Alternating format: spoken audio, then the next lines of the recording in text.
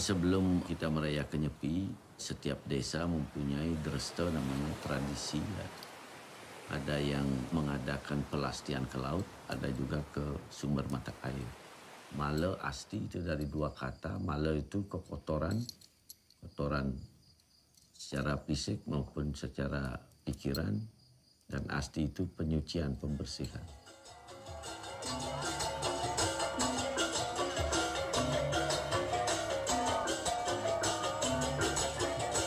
Pada saat proses inilah kita bersih-bersih dulu secara fisik, lingkungan, ya, juga melalui upacaranya, secara spiritualnya. Dan sesudah bersih, para dewa inilah nanti ngamet merta namanya. Merta adalah sumber kehidupan yang nanti sesudah diupacarai, habis melasti kembali ke pura, riangan masing-masing, dihaturkan sesajen lagi. Itulah yang nanti dipercikkan kepada sama semua umat.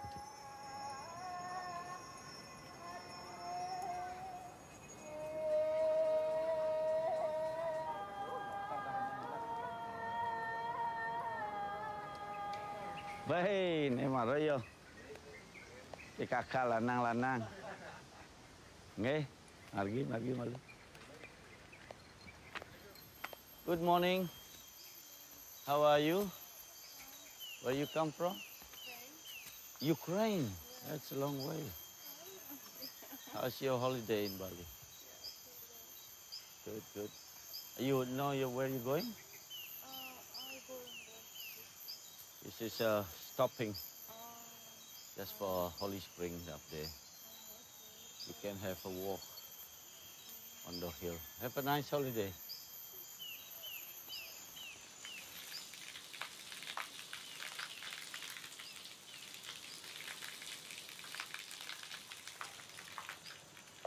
Boy, penuh ini.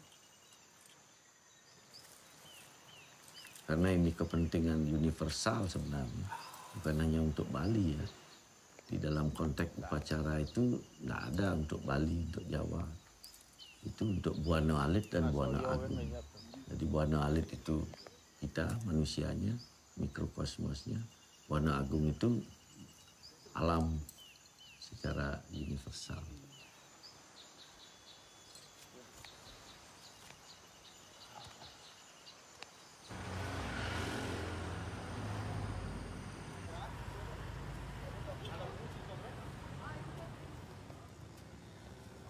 Jastu, sabar malu, acat. Ada 3 sifat yang menjadi penggerak kehidupan kita ini. Sifat buta, kala, dan dewa. Sifat buta itu sifat yang malas, ya, kurang aktif lah dalam kehidupan. Kalau kala itu seperti binatang, dia aktif tapi tidak terkontrol. Sifat dewa inilah yang bisa mengontrol, memberkati, melindungi.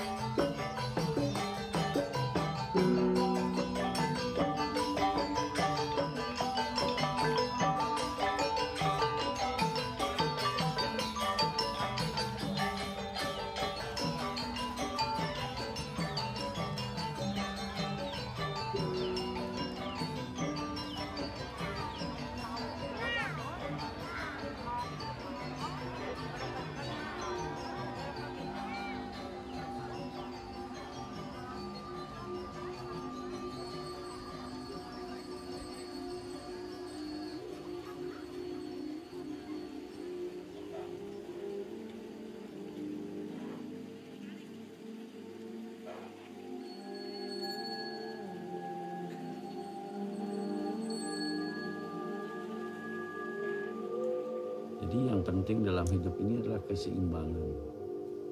Keseimbangan itu adalah melalui kontrol.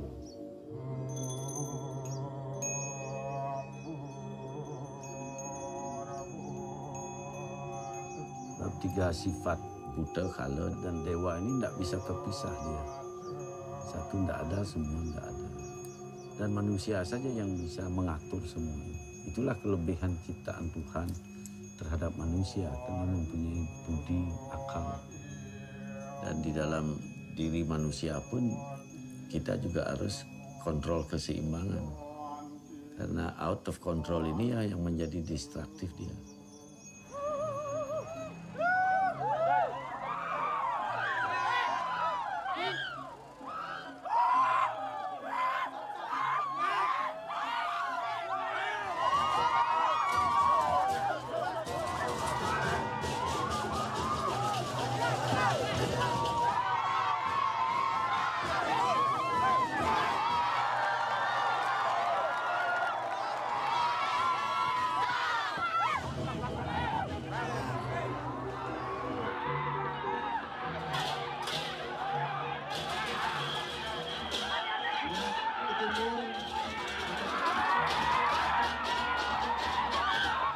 Ya begitulah sifat daripada buta kala yang tidak terkontrol.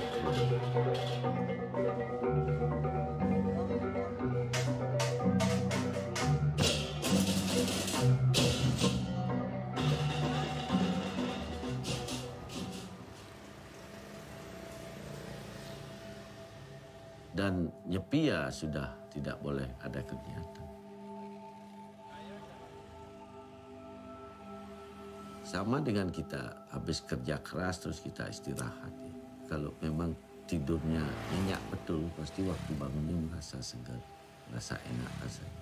Karena saat kita tidurlah semua elemen itu memperbaiki dirinya. Saat nyepilah alam mengadakan pembenahan diri sebenarnya. Walaupun hanya 1 hari di dalam setahun itu memberi dampak secara makro dan mikrokosmos yang luar biasa. Sadar atau tidak sadar, vibrationnya itu sudah di nafasnya alam itu.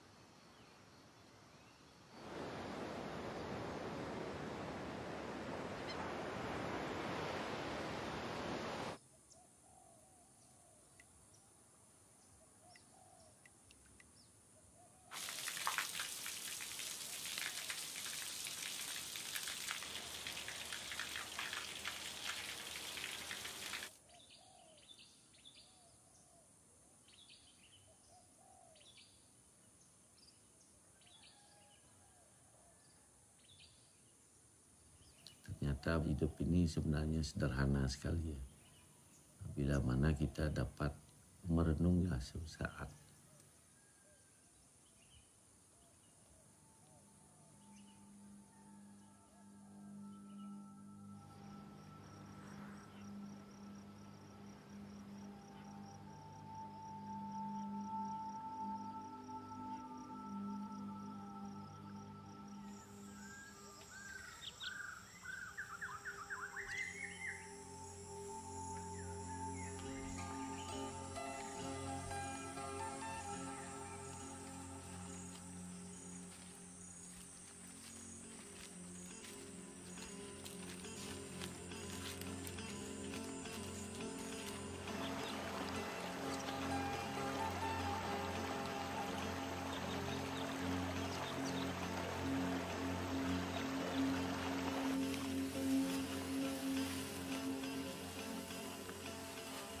Kau apa? Cái bò bọ apa? Biar nó sợ nhọc luôn.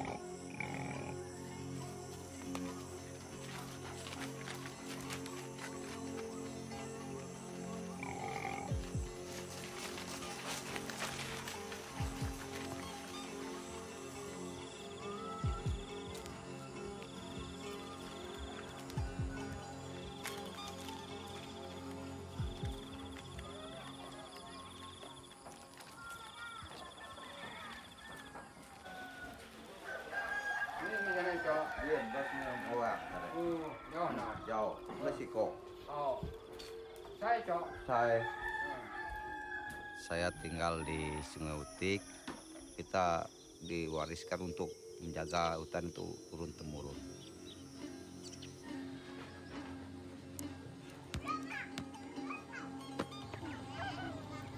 Kalau di peta itu luasnya wilayah Sungai Utik ini 9.454,54 hektar. Kalau Sungai Utik ini ada beberapa wilayah. Kalau ini yang dinamakan Kampung Taro ini hutan keramat. Yang dibahasakan Indonesia itu hutan lindung. Yang ke bawah sini itu Kampung Dor Kerja itu hutan produksi. Di sini saja kita yang untuk buat bahan bangunan segala itu. Yang ini Kampung Galau itu untuk cadangan. Yang kuning ini kawasan pemampatan. Untuk carian tuh di sini. Kalau yang ini kampung pemukiman. Ini kan kalau pesanan dari leluhur yang punya wilayah ini, siapapun yang masih tinggal di sini di wilayah Sungai Utik ini dia yang punya wilayah sini. Apapun yang ada baik di hutan di mana itu kita yang punya. Makanya sampai sekarang kita mempertahankan ini.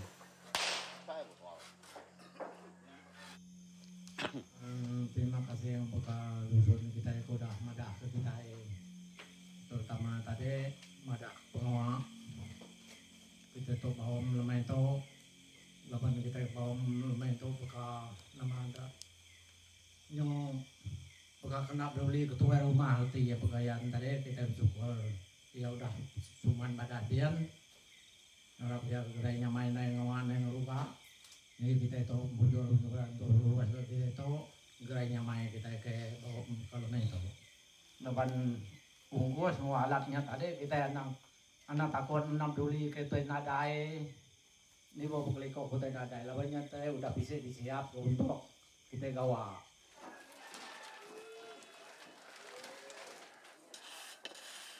Kita semua ada di hutan. Dari obat-obatan, ada ritual, apa kita tinggal ambil dari hutan, sayur-sayuran kita tinggal petik, ya kita makan gitu yang ada di hutan. Ya Sungai Utik ya supermarket.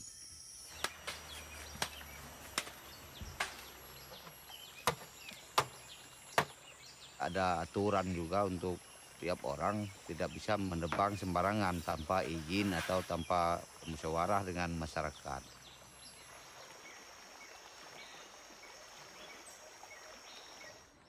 Kita sepakat satu orang bisa menebang 1 tahun itu 3 pohon. Itu pun kita tidak lakukan itu karena dulunya kan ada illegal logging apa. Tidak semena-menanya kita mau membabat hutan seperti itu. Kalau menurut saya, kalau kepercayaan yang dulu itu, yang lama itu tidak dipertahankan, semua budaya atau tradisi itu hilang semua. Termasuk menjaga hutan. Karena kita pengalaman juga melihat dampak dari illegal logging.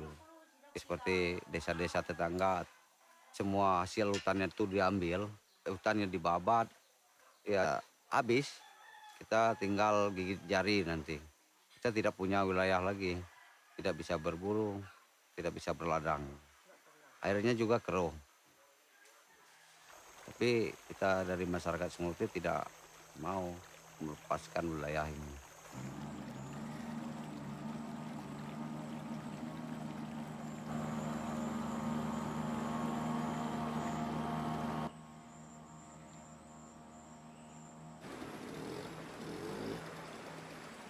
Yang kita rasakan, kita masih bisa berburu, masih punya hutan, sumber air kita juga bagus, tetap terjaga. Karena dia di hutan itu dari mata air juga.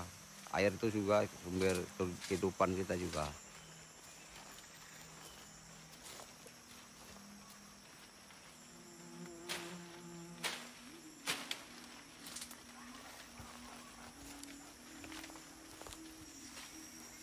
Kalau masalah berburu, ada sesuatu yang tidak bisa diburu, seperti rangkong.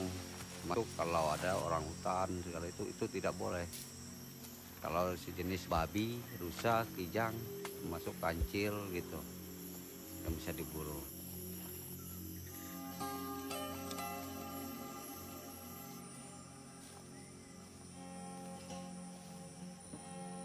Kalau hutan keramat itu tidak boleh ditebang, tidak boleh diladangi semua itu, tidak boleh diambil.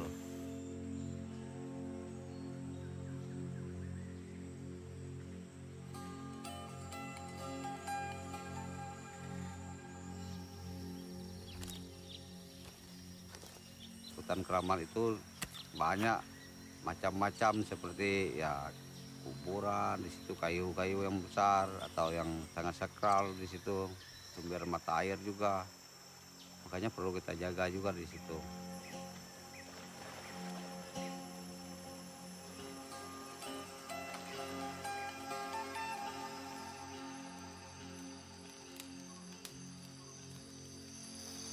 Coba cari tua tuh ikan. Mutai mudah ya. Oke, sumpah. Jadi mudah. Ya toh ya, memang rapai. Kati apa ada jangguan mu kati sini dia toh deh. Ya ada dapat kok. Tidak. Tak kuat gapai ini tuai dah. Baru si umur aku lebih 80 lebih itu umur gapai. Mudahnya oleh mau gawai itu lah.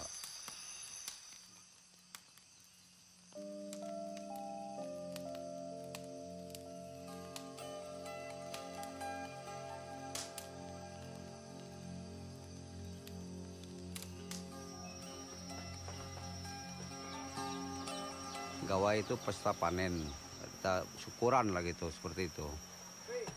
Mulai panen kemarin tuh dari Februari sampai bulan Mei ya. Kalau dibanding tahun lalu itu lumayan lebih banyak lagi. Kami di sini ada masuk agama. Jadi pergilah pengabang data ya kedundang kita ya kedamai kita yang mau pedara. Ya nak damai bisi data pergilah. Nya perlu kita layan, perlu kita para. Bekas lama lah kita itu. Kita semua teh itu nak kalah nak marah orang. Malam pergilah, teh orang lagi mayo. Kita suruh mah tu nak gue tino. Marah orangnya, mengirup. Jadi bekas semuai kita gila. Kita tahu belah marah makanya. Aku ke bala ke wow bas lah ino laki. Anak kalau ke ngelak kurat tuai deh.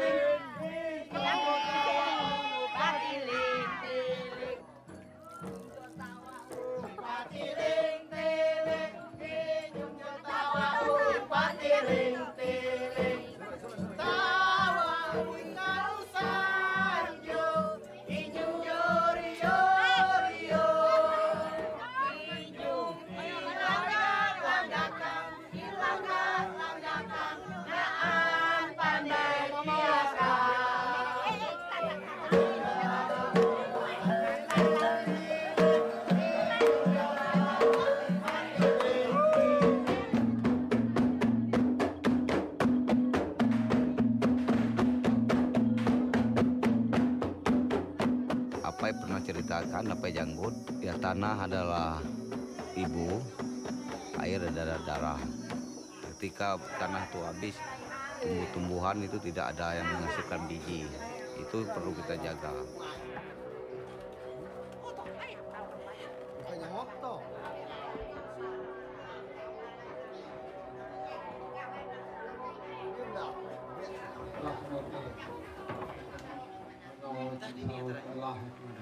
Di pinyak kanyo kaya. Di kanyo pugana raja swa pantan ini anan. Kalau guru mana itu yang sekolah pada tanah. Yang kanyo kaya. Jadi apa tadi? Memang tahun. Kanyo kaya pinyak. Mana tu tubuh magang, mana tu pos tubuh pura. Ini kalau semua tubuh satu sudah kami. Oleh anak kita. Ini kita mandi itu tadi belas sampai kita kenal lemak, kenal lecak, kenal mudah. Contoh ya, untuk hari aku mudah. Boleh tadi boleh beli, biasa boleh hari duit, ringgit, uang mudah.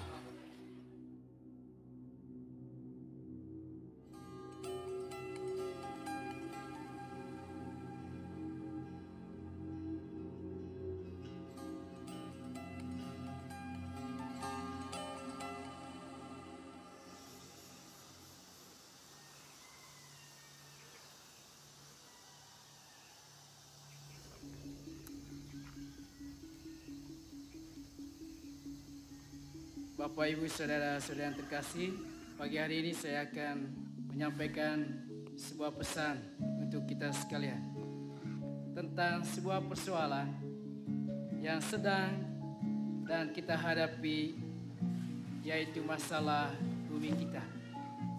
Paus Fransiskus lewat ensikliknya yang berjudul Laudato Si, terpujilah Engkau, yang membahas tentang perawatan rumah kita bersama, perawatan bumi kita ini. Bumi ini kita sedang sakit karena bumi kita ini berubah. Kita harus kembali mencintai, menjaga alam kita. Kita menjaga bumi kita, tumbuhan, hewan, dan tanah kita, agar bumi kita ini mengalami kesejahteraan. Jadi kita harus mengalami pertobatan ekologis.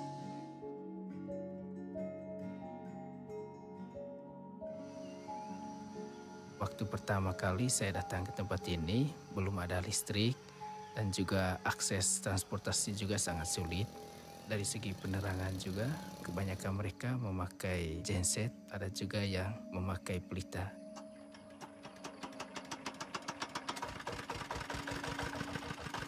Kami juga merasa stres juga untuk mengurus generator ini, karena sekitar sini saja itu sekitar ada 50 generator yang bunyi semalam.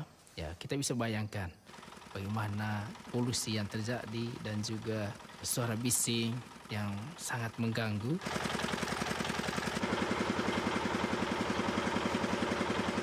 Mulai saat itu muncul saja ide, kira-kira bagaimana kalau misalnya kita pakai energi yang lain.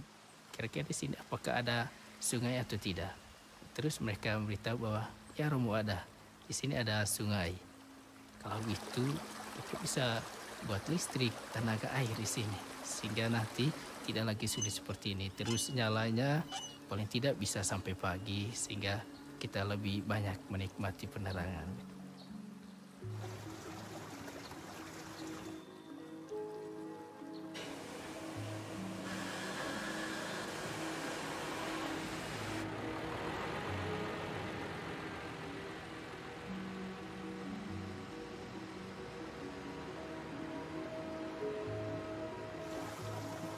Ini memang hal yang baru, kenapa kita tidak bisa mencobanya.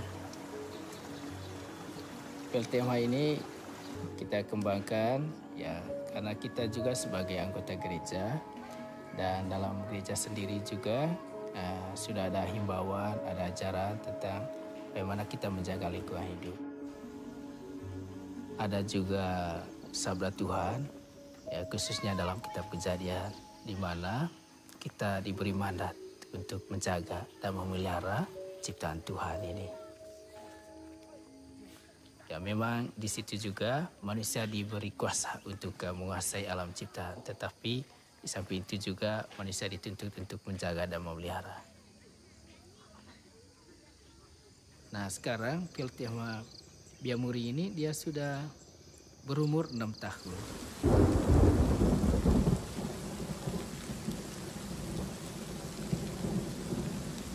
Setelah kita bangun Piltema ini selama 6 tahun, ini memang baru pertama kali terjadi banjir yang begitu besar. Dan waktu itu hujannya itu berlangsung cuma 2,5 jam. Dan itu menyebabkan banjir yang begitu besar. Ketika saya tanya orang-orang tua di sini, ini baru terjadi pertama kali di tempat ini. Ya, bumi kita ini sudah mengalami perubahan.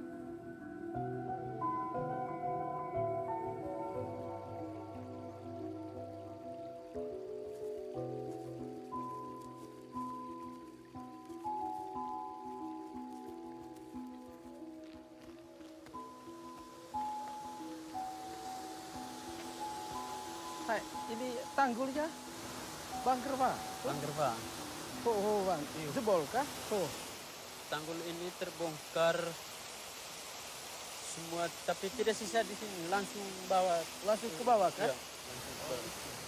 Sampai di sini kami tidak bisa lewat karena masih banjir. Terus? Akhir kami lewat di bawah. Di mana? Di situ kan? Di batu. Di batu besar itu. Dari situ kami terus ke rumah turbin.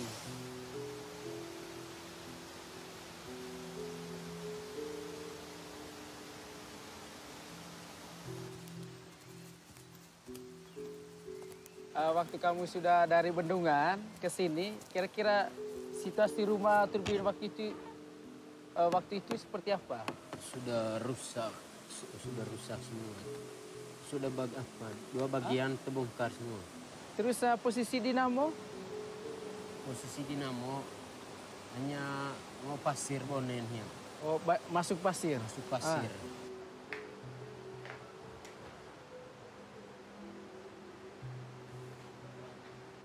Ini yang apa? Oh, yang hilang.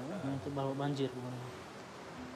Itu aman-aman, tapi masuk pasir semua kemarin. Hah? Semua tuh kemarin masuk semua pasir dalam ini masuk pasir semua penuh pasir. Ini kan punya sampai di dalam ini.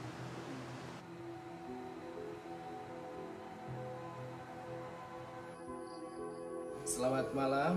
Selamat malam. Anggota DPP yang saya kasih. Dari seperti yang kita ketahui bersama bahwa Piltema kita mengalami kerusakan. Ada sebagian bendungan itu yang hanyut di bawah banjir, kemudian rumah turbin itu juga mengalami kerusakan, dan juga dinamo. Tanpa tanggul maka rumah turbin tidak akan aman. Sebab kita tidak tahu mungkin banjir bandang akan datang lagi. Dengan bencana yang terjadi sesaat ini kita rasa semua kita. Kita rasa betul bagaimana kita tidak dapat penerangan.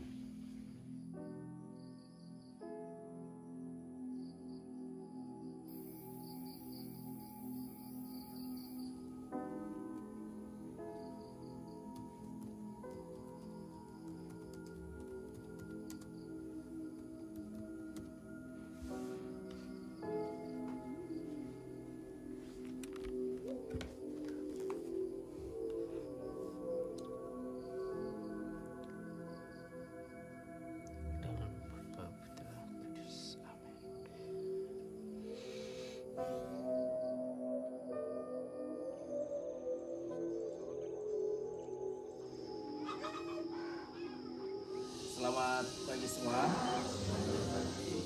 Jadi Piltema kita itu mengalami bencana. Kalau misalnya kita tidak cepat memperbaikinya, bisa saja ini nanti ambruk. Berarti kita harus buat ulang. Sebagian bata ini hancur, dinamo bagian atasnya itu hilang di bawah banjir. Dan juga yang kita bisa lihat sendiri ketika kita jalan ke sini pasti ada begitu banyak tiang jaringan kita yang sudah laku. Dan yang kemudian anggaran biaya. Kami hitung-hitung, ya totalnya 375. Dari kita, oleh kita, untuk kita. Apa yang kita sudah lihat di sana tadi, tinggal kita bagikan ke pelanggan. Baik, kalau misalnya 375 ini dibagi ke setiap kita tadi ada 2.600.000. Bagaimana? Sanggup tidak? Tuh, saya mau tanya dulu, asa ngaceng kok colite. Baik, baik. Mungkin kalau kita pikir ini, kalau kita putus asa dan tidak mau berpikir keras dan memikirkan diri sendiri, maka ini dilepas saja. Ya. Karena sudah sangat berat sekali. Tapi bukan berarti dana di dalam ini ya, kita harus berupa uang semua. Di situ termasuk juga tenaga kita. Kalau yang tidak ikut kerja gotong royong di bawah, itu masukkan uang saja. Jadi kita tetap berjuang, ya kita tetap berjuang bersama. Kita swadaya, pakai tenaga sendiri. Oh, wata rusak baik, Romo. Berarti ini yang ganti ya? Iya, ini yang harus diganti.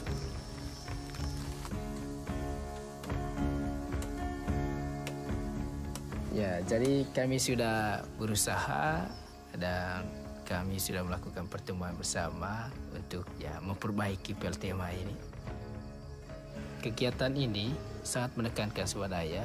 Jadi masyarakat tidak lagi menunggu orang lain mengubah nasib mereka, tetapi dari mereka sendiri.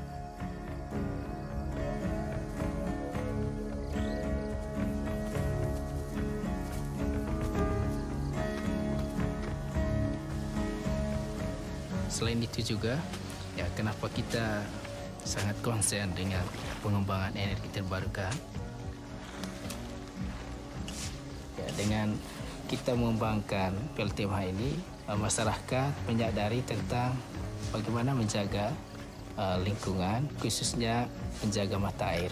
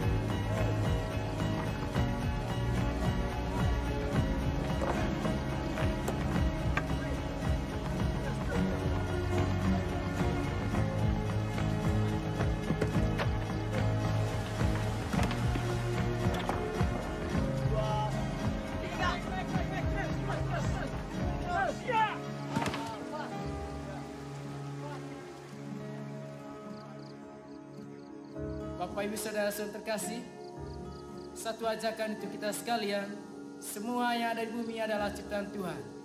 Karena itu kita wajib menjaga satu sama lain. Apalagi kita ini adalah makhluk ciptaan Tuhan.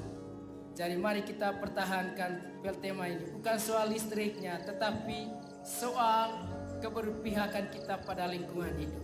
Kita memilih itu untuk kita memelihara alam kita.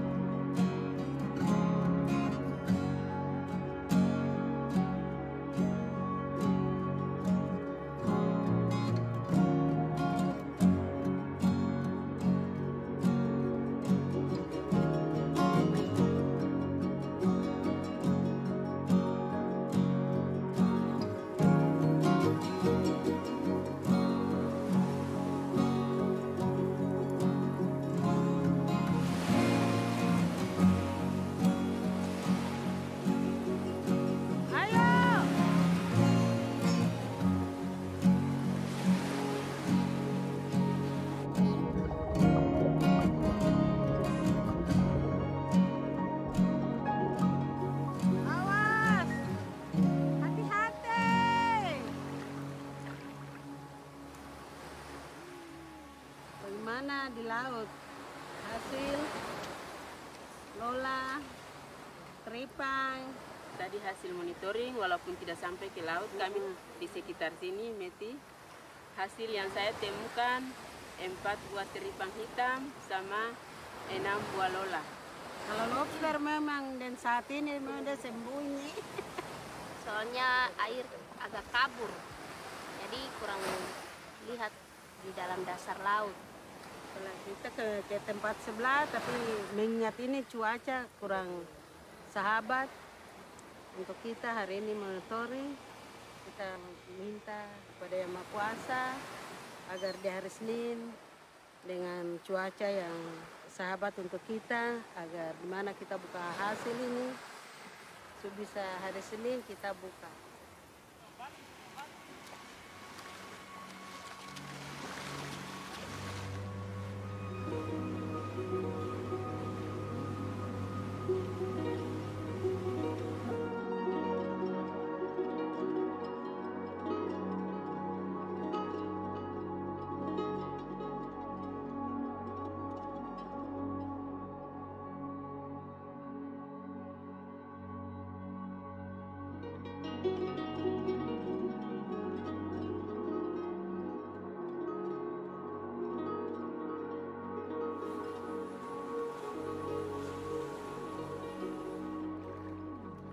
Kita lihat keadaan atau situasi hasil laut di sini dulu, kita pulang dengan hasil yang bagus. Kita masih ke depan-depan ini masih dapat teripang. Makin hari makin berkurang. Beberapa tahun tuh mungkin kita lalu bebas. Orang-orang dari luar, mereka membawa seperti potes, bom. Ya akibatnya karang rusak. Telur ikan juga pasti mati. Lepas kita bikin tempat sasi. Sasi itu seperti suatu tempat yang dilindung, terus satu tempat yang dijaga. Artinya dia utuh. Tidak ada yang mengambil sesuatu yang ada di situ. Yang bapak-bapak sasi pulau itu, mereka berhasil. Mereka kumpul itu, lola itu besar-besar. Pokoknya bagus-bagus. Dia bilang, biar mereka laki-laki, kita juga punya hak. Walaupun kita perempuan. Ya, mudah-mudahan sasi bisa memuaskan untuk kita ibu-ibu. Kita perempuan, jangan kita ketinggalan. Pasti kita bisa juga kalau kita lakukan sesuatu. Selamat sore ibu-ibu, ada penyampaian untuk ibu-ibu untuk kegiatan kita di hari esok. Mungkin kesiapan kita kepada kita punya anak-anak pemuda yang esok mereka menyelam dan beberapa ibu yang sudah diutus untuk menyelam. Kamu dengan saya ini bakar ikan di sana untuk besok ini. Maksudnya makan di mana? Di tempat iyo toh. Jadi yang dong ini yang ikut yang bakar ikan ini. Itu jaga teripang saja. Iya.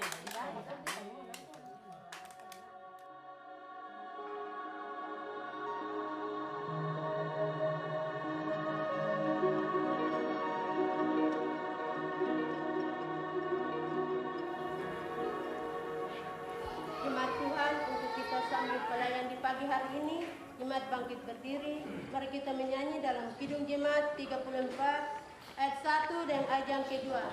Di salib Yesus di Kalvari, ku serahkan dosaku yang keji. Oleh darahnya aku bersih. Puji namanya. Shalom. Puji nama Tuhan. Puji nama Tuhan. Shalom. Lihatlah laut itu, besar dan luas wilayahnya. Di situ bergerak tidak terbilang banyaknya binatang-binatang yang kecil dan besar. Kitab Mazmur pasal 104 ayatnya yang ke-25.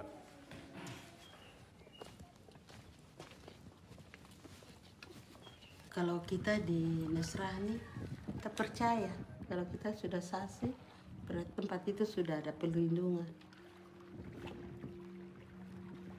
Apalagi kita sudah papan saksi, kita sudah bawa ke gereja, kita doa atau pendeta sudah berdoa, kita kembalikan ke tempatnya.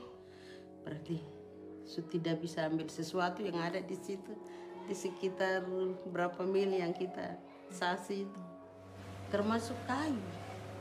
Sebenarnya kita tidak bisa sentuh karena sudah batas-batas saksi.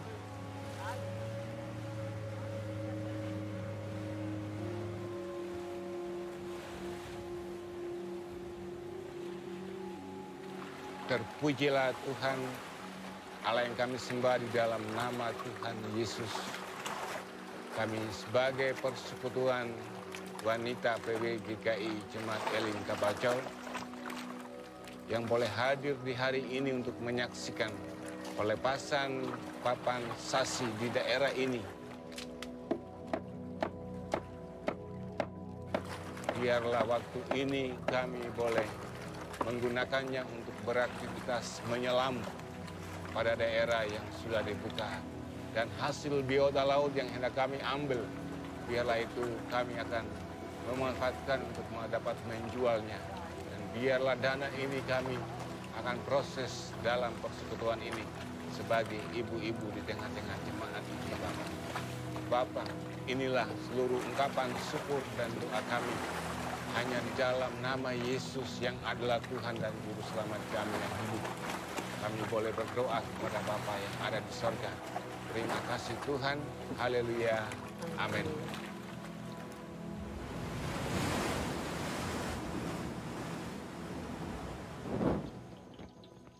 Apa kabar? Kita bergembira. Tepuk tangan, kedipkan matamu. Goyang ke kiri, goyang ke kanan. Putar, putar, putar, putar. Cari yang lain. Digoyang-goyang kaki kanan. Kanan kiri. Digoyang-goyang kaki kanan. Kiri dulu. Daki, daki, daki, daki. Gunung yang tinggi. Turun, turun, turun, turun. Lembah yang dalam.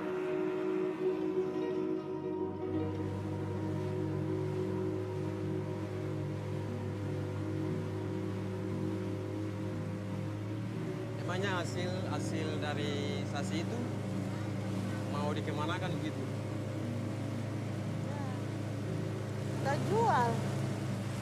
Ini dari ibu-ibu saja. Siapa yang maupun ada keperluan anak sekolah kah atau anak sakit juga kita bisa bantu.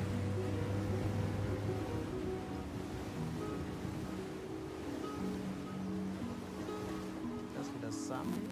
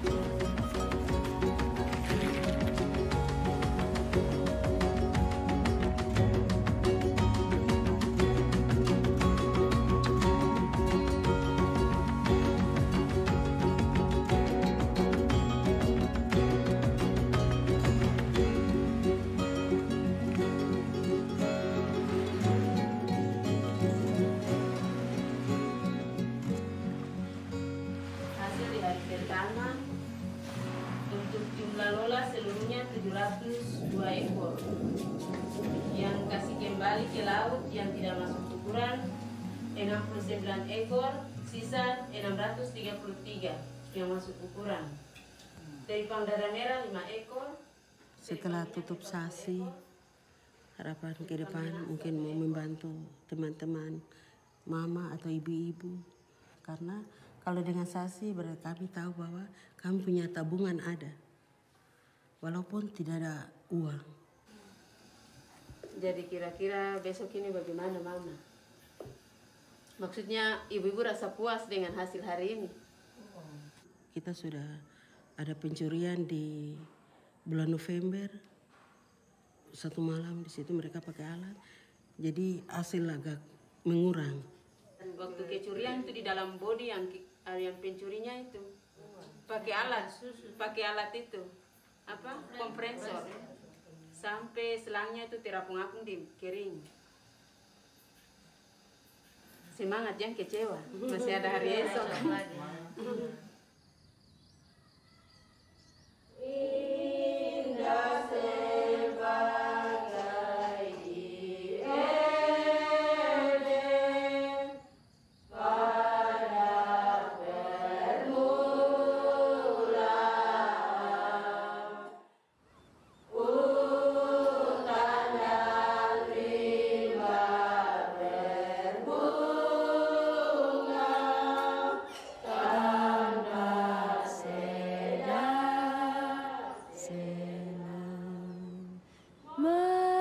marilah hari mulia, hari penuh kalas,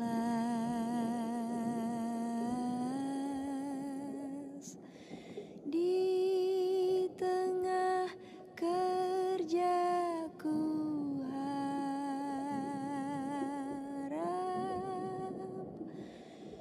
kau datang lekas, lekas.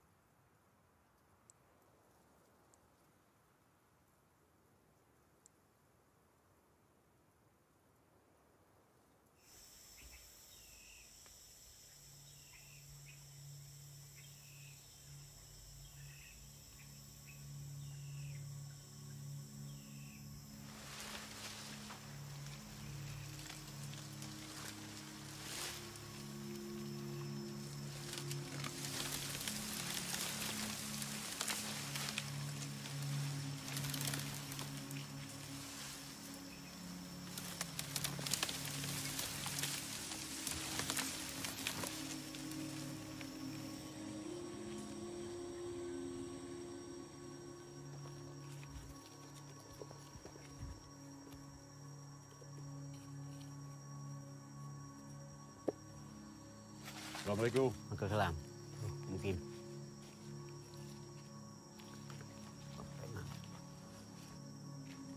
Gimana cara Pak Mukim kata lengkap tibah itu? Jauh le sama-sama aja nih. Kadang tu dengan Pak Imam tu gimana jalan keluar aja cara masalah gajahnya, baik nak terulang-ulang le. Nampak dong, ada nandang instruksi pemerintah dan dikapil pemerintah tajak bu dia supaya kan balanya baik natuk deh kan. Matanya memang yang berusaha yang berdoa kan. Yang dia lagi sama-sama. Dia sama-sama sini oleh. Bayar tu di dalam pemerai.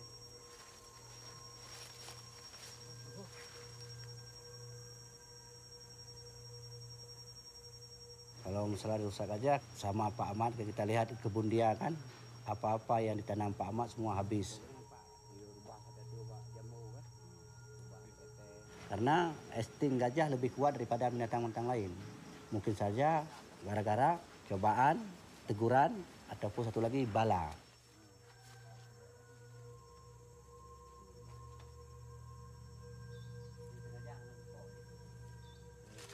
Ketika dia menandang Pak Mukim, lagi ada sama lagi din. Oh kaki. Lagi saya kamu oleh. Bagi dah lagi doa. Tempat berkandangnya kan. Banyak tinggal. responsi kepada Pak Mukim kan. Jadi kamu yang lagi tolong Pak Mukim dia cara takkan uri pi lebih ga dilai kah antara dampung sama Pak Mukim mana. Oke, betul. Kakak selamat dah.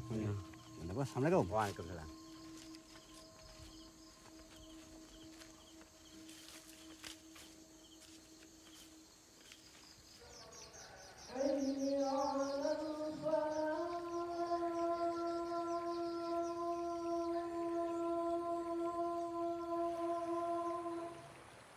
Ma'asyiral muslimin sedang jamaah Jumat yang dirahmati Allah. Walaupun manusia, walaupun binatang, baik gajah, baik ayam, baik bebek, ciptaan Allah semua. Kenapa gajah turun ke kampung?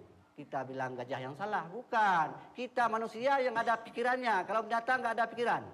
Mari kita tingkatkan iman kepada Allah sejak hari ini ke depan. Semoga apa-apa yang kita kerjakan, apa-apa yang kita perbuatkan diterima oleh Allah Subhanahu wa taala.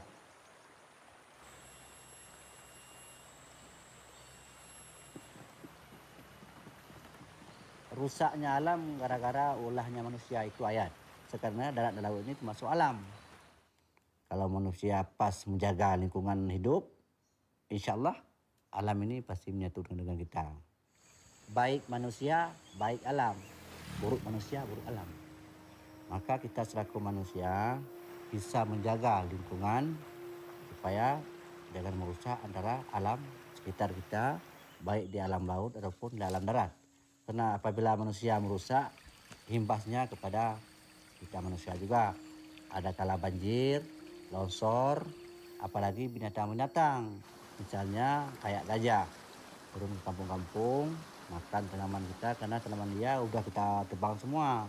Apalagi di pinggir-pinggir sungai, semua udah jadi kebun. Karena gajah itu kalau nggak kita ganggu dia nggak ganggu kita. Mungkin itu salah satu cobaan bahwa kita kena tes melalui gajah kan. Dan mungkin manusia lalai gara-gara kita tidak ada keseimbangan antara alam dengan kita lagi.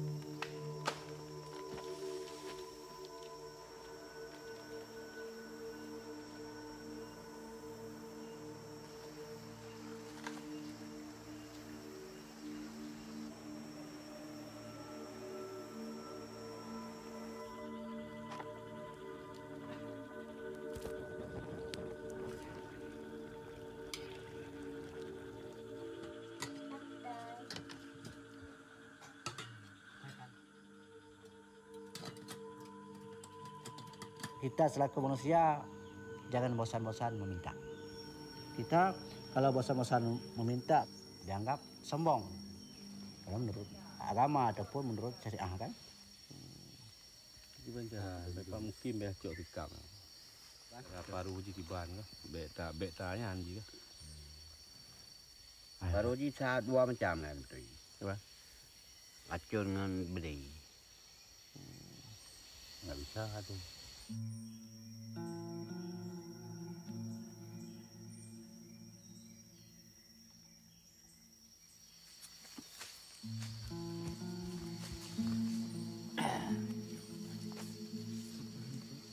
Nyo Tengku, pertama mulai doa bacut karena tempat Muhammadnya ke musibah ada kebun kayan. Kiban cara untuk terlaki doa pada Tuhan. Pertama gajahnya baik lena di perkaru yang pada kebun masyarakatnya. Pihak orang lain yang kenang Pak Muhammad Madrasah Tijino sama-sama tanya terlaki doa. Buji segala marah bahaya masalah gajahnya baik lena lang kampung tanya kampungnya. Astaghfirullahalazim alladzi la ilaha illa huwal hayyul qayyum wa atubu ilaih. Allahumma inna nas'aluka selamat, Allahumma inna nas'aluka selamat, Allahumma inna nas'aluka selamat, selamatan fi dina wa dunya wal akhirah. Amin. Allahumma kshif anna minal bala'a ma la yakshifu ghairu. Allahumma tafan ghalaa wal ba'a wa ta'una wa riba wa dina wal fahsya'i wal munkar wa suqa mutalifata wa tadaida man dhahara minha wa ma batan min baladina hadza gajah qasah min baladina hadza famun qasah min baladina hadza jama'a qasah bi rahmatika ya arhamar rahimin. Subhana rabbika rabbil izzati amma yasifun wa salamun. Kalau berdamai dengan alam bisa saja saling menghargai lah. Kalau istilah manusia saling menghargai. Kita marah sama orang, orang marah sama kita. Kita marah sama binatang, binatang marah sama kita.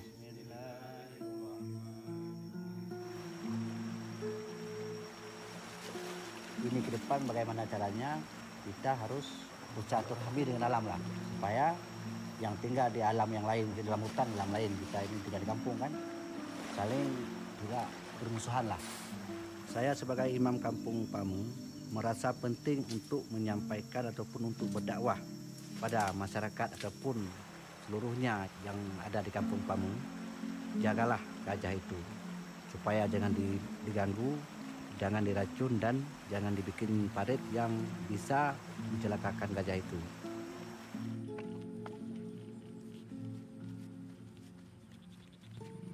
Bismillahirrahmanirrahim.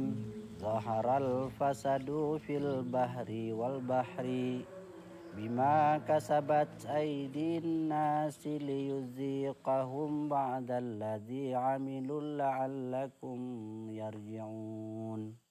Pengertian daripada ayatnya bahwa rusak antara hutan dengan laut akibat ulah manusia.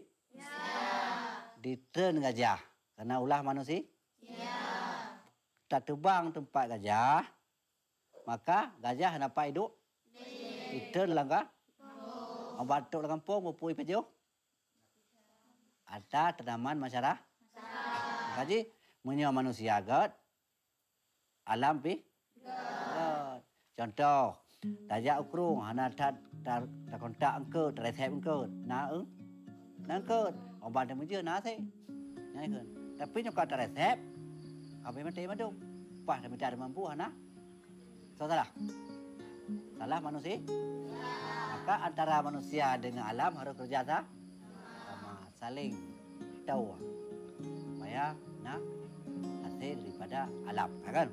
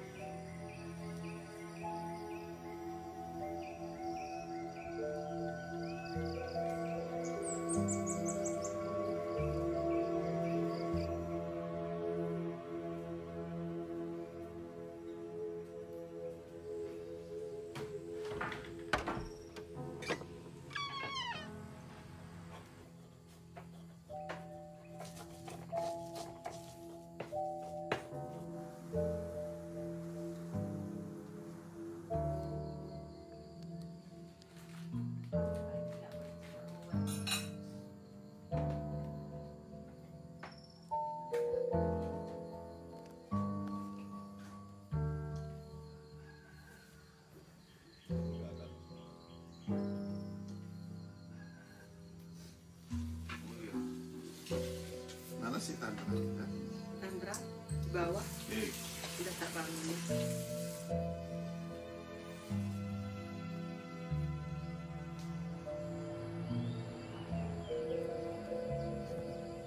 Saya termasuk orang yang beruntung karena saya dari kecil sudah mempunyai sikap untuk mencari makna-makna kehidupan.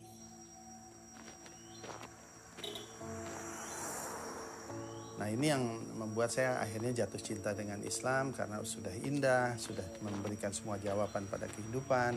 Nah, dasar cinta inilah yang sebetulnya menjadi awal perjalanan saya dalam Islam. Dan ini menguntungkan karena kalau kita mulai sesuatu dengan cinta, kita cenderung siap berkorban.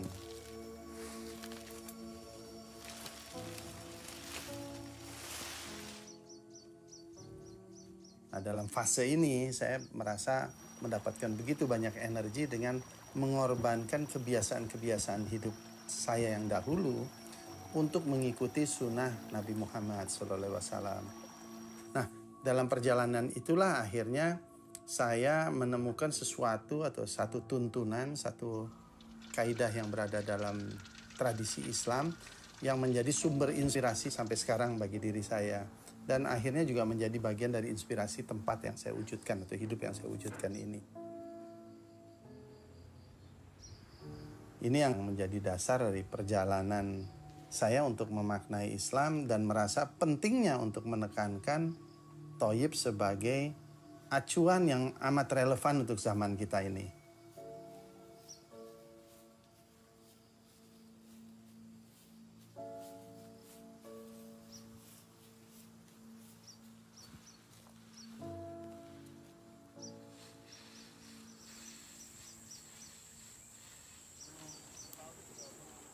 Our garden area. My son is working, changing a lot of landscaping now. This is our biogas for cooking, making gas from the cow. We have cow. Also, all the gray water from the toilet, from the bathroom, from the kitchen, from the laundry, all got filtered and later for the garden. So no water is wasted. Everything is recycled here. Thayyib itu sebagai sebuah kesatuan, bahkan bukan sesuatu yang terpisah dari halal, di mana kita harus berhati-hati menyikapi asal-usul dari apapun yang bersentuhan dengan hidup kita, yang kita pakai dalam kehidupan ini, apalagi kita makan.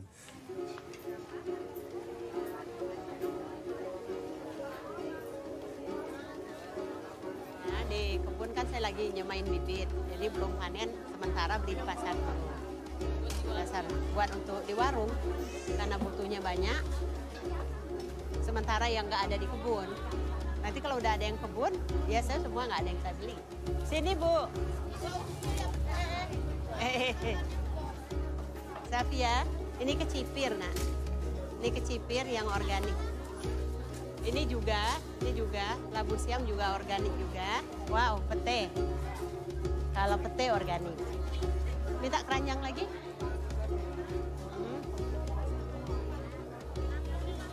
65. Ini jangan dilapisin, nggak usah pakai plastik. Dialasin pakai daun atau apa ya? Hah? Boleh minta daun nggak, Mbak? Boleh.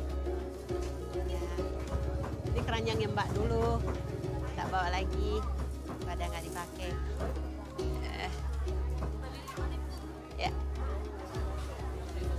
yuk mencari. Saya rasa masalah makanan itu masalah yang paling esensial untuk dikawal lagi. Bagaimana saya juga mengatakan kepada anak-anak muda, bagaimana caranya kita bisa merebut kembali hak kita untuk bisa sehat. Bagaimana Thayyib itu bisa ditegakkan kembali pada zaman ini ya, zaman di mana kita sedang mengalami krisis kemuliaan, krisis kebaikan, krisis barang yang Thayyib begitu ya.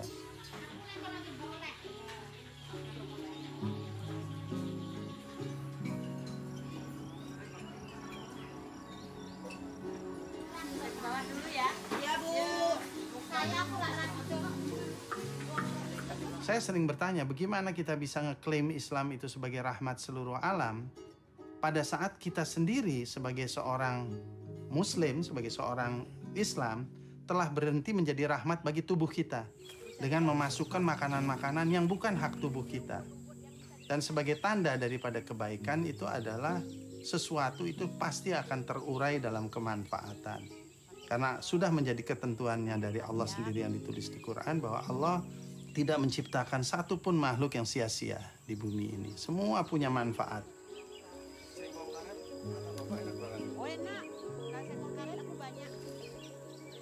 Dalam konteks tersebutlah kita bisa melihat bahwa sesuatu yang terurai itu adalah kebaikan. Sesuatu yang tidak terurai itu adalah keburukan. Faktor yang menjadikan masalah tidak terurai ini adalah karena kita berlebih. Masak langsung ke pekarangan, bukan ke warung.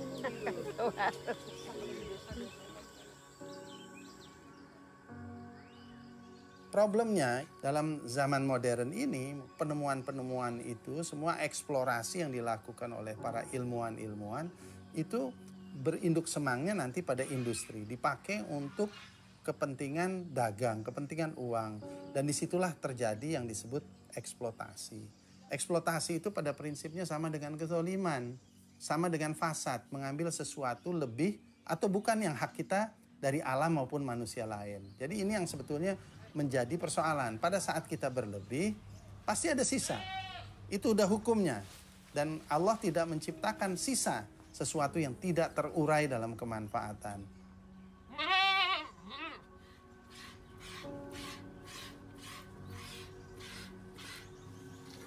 Nah, ini masalah besar ya. Kalau saya pikir masalah yang cukup pelik, yang saya sendiri merasa amat tertantang dan saya coba menyikapinya sendiri dalam kehidupan. Maka itu saya memilih tinggal di bumi langit.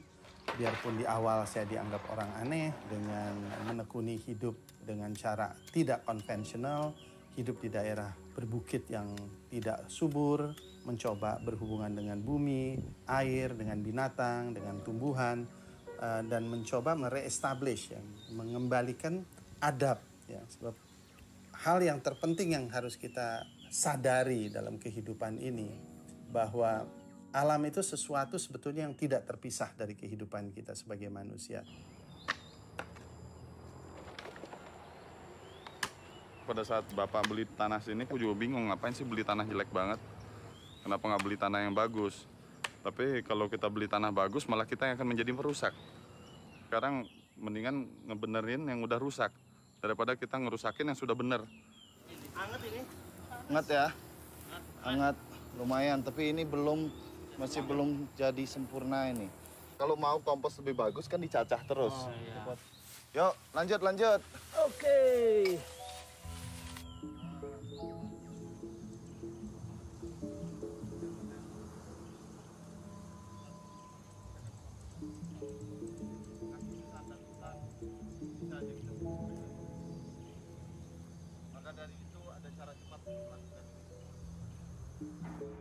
Jadi permakultur dengan Islam itu bahkan dari konteks kata saja sudah Islami.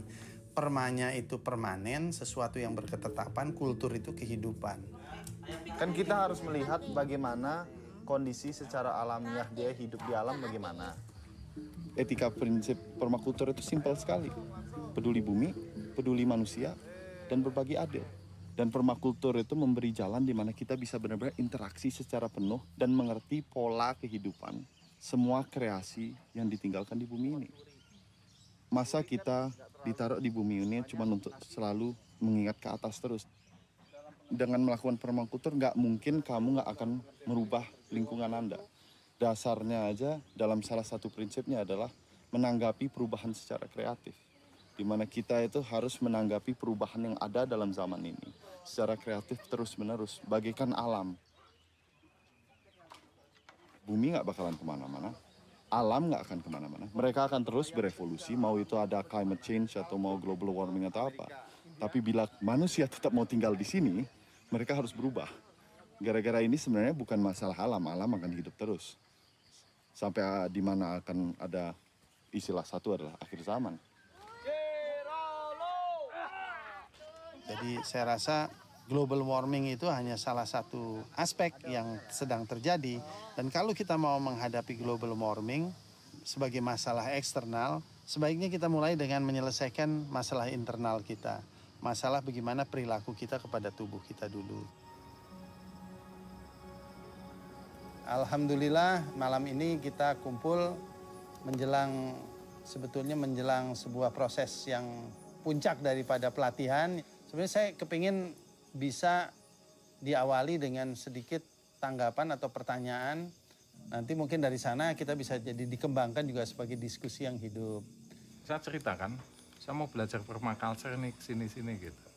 Terus dia mau bikin eco resort juga lah. Dia mau mengembangkan pemberdayaan masyarakat. Terus saya bilang, pakai permaculture aja gitu. Tapi terus dia nanya, yang aku lagi nanya ini ekonomiknya gimana ya? Ya itu pertanyaan yang amat relevan dan banyak sekali ditanya. Kalau kita mau membangun sebuah kebaikan, nggak boleh niatnya cari untung duit. Karena kita udah menjadi perangkap dari sebuah sistem di mana keuntungan itu menjadi sesuatu keharusan. Keuntungan finansial loh. Ya. Dan itu awal dari sebuah bencana karena kita akan selalu berkompromi. Sekarang contohnya aja, kalau Indonesia bisa menjadi produsen dari kemuliaan, toyib ya. Yaitu yang dibilang socially just sama environmentally sound.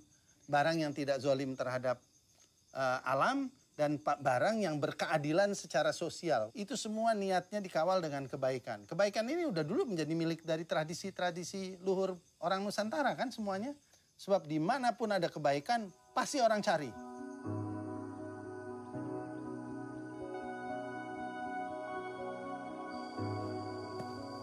Kita semua sebagai orang Islam akan mengatakan kita adalah khalifah. Khalifah ini, khalifah fil ard, khalifah berada di alam bumi ini ya. Jadi hubungan kita dengan tanah, hubungan kita dengan air, hubungan kita dengan matahari, hubungan kita dengan angin, hubungan kita dengan binatang, dengan tanaman. Disitulah kita mengukur peran kita sebagai khalifah.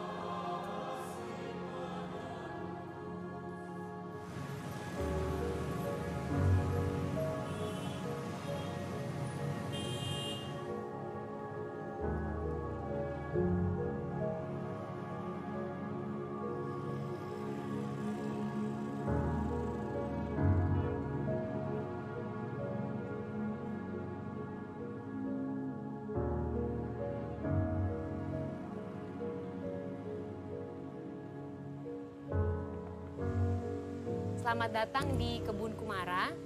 Lokasi kami ini di Pulau Situ Gintung 3. Nah, Kebun Kumara itu di tempat ini kami menggarap sebagian lahannya untuk dijadikan kebun. Sebenarnya aku basically percaya kalau misalkan tuh alam udah nyediain segalanya buat kita. Jadi aku tuh pengen ikut latihan supaya kita lebih aware. Sebagai ibu anak satu, saya butuh hobi. Biar nggak stres. Itu bener, dunia kerja bosan, terus kayak rutinitas Jakarta macet, terus kayak sebenarnya simply pengen cari refreshing apa ya. Yang saya tahu mungkin nanam tanaman tuh kayak singkong cuman tusuk kayak gitu langsung bisa tumbuh. Kalau ini kan pasti ada teknik-tekniknya, jadi penasaran dan pengen tahu sih.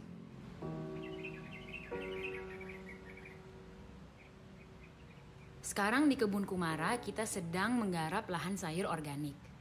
Itu yang paling baru sebenarnya. Jadi ada sebuah lahan yang tadinya sebenarnya adalah tempat pembuangan sampah liar. Kondisi lahannya tidak ideal, tapi ya urban emang begini. Untuk di lahan di kota itu sebenarnya setiap senti itu sangat bermakna. Teman-teman bayangin kalau satu bedeng ini itu bisa menghasilkan 1,5 kilo selada. Suami saya, Dira, sudah berkantor di Situ Gintung sejak 2011. Jadi Dira sudah cukup kenal dengan pemiliknya, dengan masyarakat sekitarnya. Dan akhirnya kita mulai mendiskusikan dengan pemilik lahannya. Dan ternyata beliau setuju. Jadi beliau juga punya mimpi pengen deh tempat ini jadi hijau, jadi lestari, dan jadi tempat untuk pendidikan.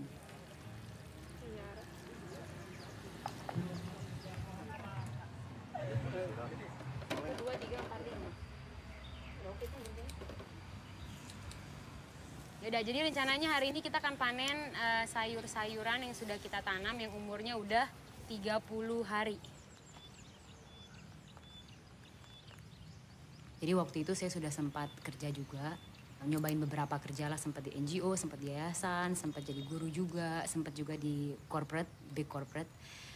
Semenjak itu saya bertanya-tanya, is this what I want to do gitu, karena banyak hal yang saya alami yang mungkin kurang cocok dengan apa yang saya cari. Gila, ini enak banget warnanya aja, lihat deh. So good.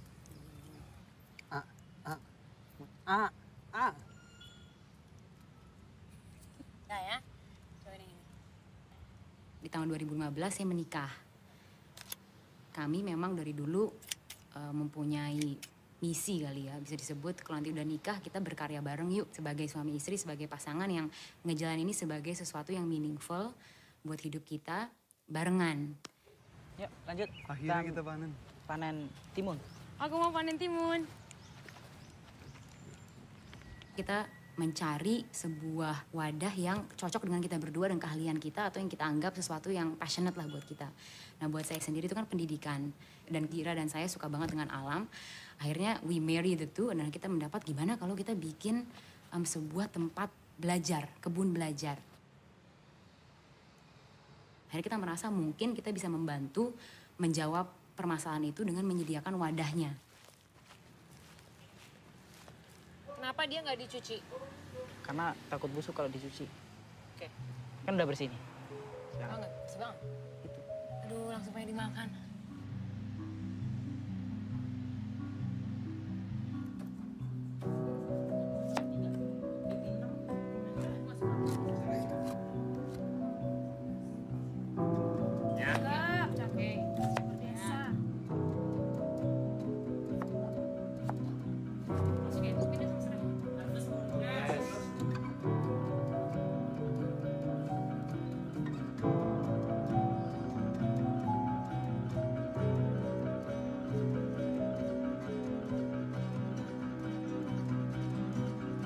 Kalau yang terputus dari alam itu adalah banyak masyarakat kota, ya harusnya ada solusi di kota.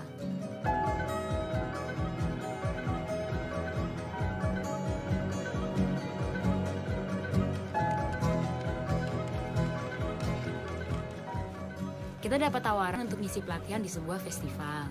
Jadi kita mendapatkan respon yang begitu positif dan kita mendapat juga respon dari orang tua sih yang merasa anak-anak mereka tuh kok karena main gadget terus jadi kayak nggak kenal alam atau tidak paham soal tanah, tidak paham soal makanan mereka. Jadi pas kita mengadakan pelatihan ini mereka sangat senang. Jadi kita juga ikut senang kayak oh ternyata masih ada orang tua yang peduli ya bahwa anak-anaknya ini bersentuhan langsung gitu dengan alam. Jadi nggak merasa ini jijik gitu. Ini bukan kotoran, ini adalah tanah gitu kan beda.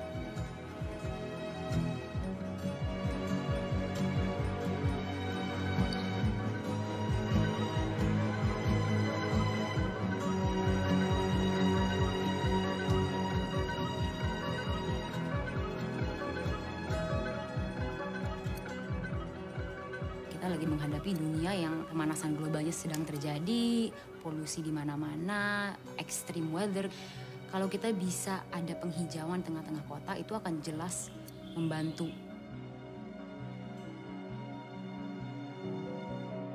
Tapi selain itu sih menurut saya, penghijauan tengah kota jika disertakan dengan sebuah sistem yang bisa mendidik orang tentang gaya hidup mereka sendiri, orang jadi bisa terlibat dan dia tahu peran dia tuh apa untuk memelankan mungkin istilahnya perubahan iklim itu sendiri.